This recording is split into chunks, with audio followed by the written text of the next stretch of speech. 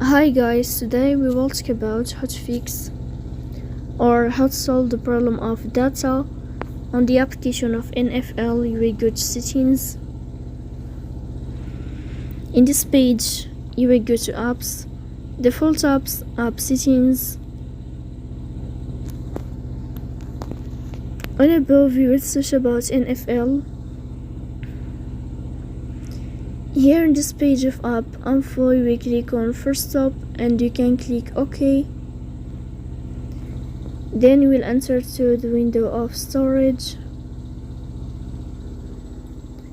Here you will click on clear cache.